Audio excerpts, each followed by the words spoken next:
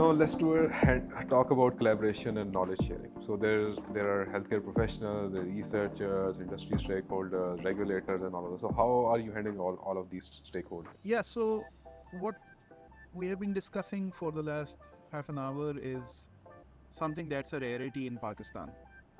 It's very hard to explain to people what exactly are we doing, and once they get it, then they are in a state of surprise, because to enable this is another problem, right? With so many infrastructure limitations and procedural immaturities, it's very hard to conduct such a complicated operation. So what we do is we involve graduate students into this at a very early stage. So this is what we have been doing successfully for the last many years. Our PhD students, they start their journey right from the clinic.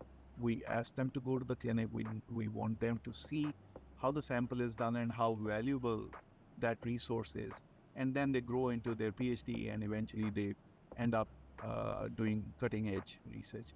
We're also actively involving our undergraduate students, who are, by the way, no less and very endowed. And for them, what we do is we start from their sophomore year towards the end of their second year. And in the remaining 2 years, they're continuously interning in the lab on the same project. So they're learning on the job. And then in the final year, they get their project, developed and executed. So this is what we do on the students front.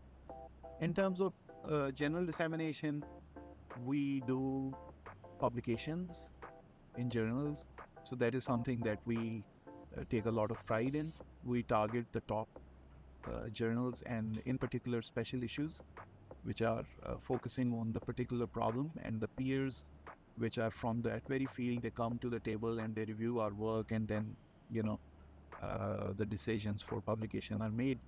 And finally, of course, conferences and symposia and workshops. So we are open every summer. Our lab is flooded with, literally flooded with, not the monsoon, but the interns from across the country. And, you know, uh, it's a Bina Bazaar of sorts during the summers.